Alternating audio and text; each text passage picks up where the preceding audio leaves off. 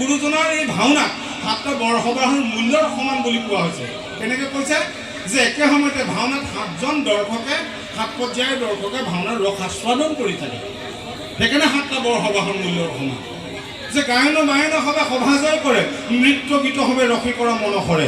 পণ্ডিতে বুজি পাক লাগি শ্লোক কৰিলে ৰচন, গীতৰ অৰ্থ বুজি পাক যত দ্বিজগণ। সুমুখা দেখিবাক যত মূৰ জন, বজ্ৰাৱলী ভাষাক বুজিবে গ্ৰাম্য জন। শুদ্ধ বা অশুদ্ধ চিন্তা এক কৃষ্ণ নাম, এই সপ্ত ৰস নাটকৰ অনুপা। গায়ন বায়নসকলে প্ৰথমে সভা জয় কৰিবহি। কেনেকৈ? তেওঁলোকে বৈকুণ্ঠ দেৱবাদ্য সংগত কৰি সপ্ত বৈকুণ্ঠ কাটি মত্ৰৰ স্থানলৈ নমাই নিব। কি বুলি ক'ব খোলে?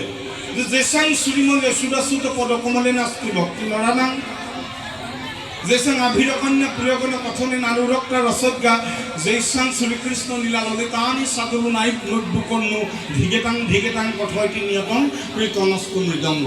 অৰ্থাৎ যেতিয়া যশোদাৰ পুত্ৰ শ্ৰীকৃষ্ণৰ পদকমলত যাৰ ভক্তি নাই, যিসকলে আভিৰ কন্যা অৰ্থাৎ গোপ বালিকাসকলৰ কৃষ্ণৰ প্ৰেমত নিমজ্জিত মন আৰু কৃষ্ণৰ পৰা বিচ্ছেদ হোৱাৰ পাছত তেওঁলোকৰ অন্তৰত জাগৃত হোৱা কাৰুণ্যৰ কথা শুনি যিসকলে নিজৰ অন্তৰতো কাৰুণ্য অনুভৱ নকৰে, যিসকলে শ্ৰীকৃষ্ণৰ ললিত কথা সাদৰেৰে কৰ্ণ গ্ৰহণ নকৰে, তেওঁলোকৰ জীৱনটো ধিক, তেওঁলোকৰ জীৱনটোকে ধিক বুলি বৈকুণ্ঠৰে দেৱবাদ্য মৃদংগ আৰু গুৰুবাদ্য খোলে প্ৰতি মুহূৰ্ততে কৈছে। কিয় ধিক বুলি কৈছে?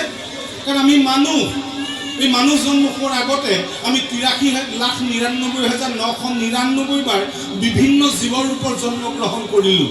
তাৰ পাছত যেতিয়া আমাৰ জীৱশ্ৰেষ্ঠ মনুষ্যৰ জন্মৰ উপহাৰ দিবলৈ আমাক ব্ৰহ্মাদেৱে আমাক ক'লে, ঈশ্বৰৰ ইচ্ছা যেতিয়া ব্ৰহ্মাদেৱ স্থিৰ হ'ল, তেতিয়া ব্ৰহ্মাদেৱে আমাক ক'লে কি বুলি? যে তোমালোকক জীৱশ্ৰেষ্ঠ মনুষ্যৰ জন্মৰ উপহাৰ দিম, কিন্তু তোমালোকে এটা কথা মনত ৰাখিবা যে অহৰ্নিশ জাগৰ নিয়ম, লোকহিতং মম কৰ নিয়ম। তোমালোক সদা জাগ্ৰত হৈ থাকিবা আনৰ উপকাৰ সাধন কৰিবৰ কাৰণে। কিয়নো যে মনুষ্যৰ জীৱনটো আনৰ উপকাৰৰ কাৰণে, নিজৰ কাৰণে নহয়। কাৰণ প্ৰকৃতিৰ বক্ষত থকা প্ৰত্যেকটো জীৱই মানুহৰ উপকাৰ সাধন কৰি আহিছে। কেনেকৈ? যে পৰিপ্ৰকাৰে ফলন্তি বৃক্ষাঃ, যিজোপা গছে লুমালুমে ফল দিছে, সেই গছজোপাৰ ফল কিন্তু গছজোপাই নিজেই নাখায়, তাক দিয়ে মনুষ্যকে আদি কৰি ইতৰ প্ৰাণীসমূহক দিয়ে। আকৌ কৈছে পৰিপ্ৰকাৰে দুধন্তি গাৱাঃ, গাইজনীয়ে গাখীৰ দিয়ে লিটাৰে, তাৰ এটোপালো গাখীৰ কিন্তু গাইজনীয়ে নাখায়। কোনে খায়? মনুষ্যকে আদি কৰি ইতৰ প্ৰাণীসমূহে বা পোৱালিটোকে খায়। আকৌ কৈছে পৰিপ্ৰকাৰে বহন্তি নদ্যাঃ, নৈখন বৈ গৈছে পৰিপ্ৰকাৰৰ সাধন কৰিবৰ কাৰণে। যে প্ৰকৃতিৰ বক্ষত থকা প্ৰত্যেকটো বস্তুৱেই যদি আনৰ উপকাৰ সাধন কৰিছে, তেতিয়া আমিওতো প্ৰকৃতিৰ পৰা বিচ্ছিন্ন জীৱ নহয়, আমি মানুহ প্ৰকৃতিতে ডাঙৰ হৈছোঁ। গতিকে আমাক বেদে কি বুলি কৈছে? যে পৰিপ্ৰকাৰে শৰীৰ মেকদ, অৰ্থাৎ যিটো শৰীৰ তুমি ধাৰণ কৰিছা, সেই শৰীৰটো হ'ব লাগিব আনৰ উপকাৰ সাধন কৰিবৰ কাৰণে। গতিকে যে পৰোপকাৰী মহাব্ৰত, এই মহাব্ৰতটো আমাক জগতগুৰু মহাপুৰুষ শ্ৰীমন্ত শংকৰ গুৰুজনাই দেখাই থৈ গৈছে। আৰু দেখাই থৈ গৈছে কৈছে যে কলিযুগৰ শ্ৰেষ্ঠ ধৰ্ম কি? সত্য যুগত ধ্যান আছিলে, অৰ্থাৎ ধ্যানৰ জৰিয়তে আমি সত্য উপলব্ধি কৰিছিলোঁ, কৃষ্ণ সত্যক উপলব্ধি কৰিব পাৰিছিলোঁ। আকৌ ত্ৰেতা যুগত যজ্ঞৰ জৰিয়তে আমি পাইছিলোঁ। যজ্ঞ মানে কি? যজ্ঞ মানে কৰ্ম।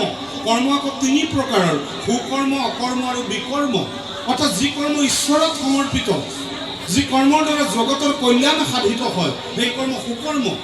অকৰ্ম যি কৰ্মৰ দ্বাৰা তাৰ উপকাৰ সাধিত নহয়, যাৰ দ্বাৰা কৰ্তাৰ যশ মান আয়ু আৰু অৰ্থ সম্পত্তি হানি হয়, সেয়া অকৰ্ম। আৰু বিকৰ্ম যি কৰ্মৰ দ্বাৰা কেৱল জগতত অশান্তি সৃষ্টি হয়, সেইখিনি বিকৰ্ম।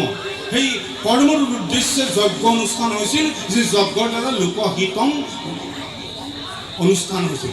তাৰ পাছত আহিলে দ্বাপৰ যুগ। দ্বাপৰ যুগত পূজা, অৰ্থাৎ পূজাৰ জৰিয়তে ঈশ্বৰক লাভ কৰা হৈছিল।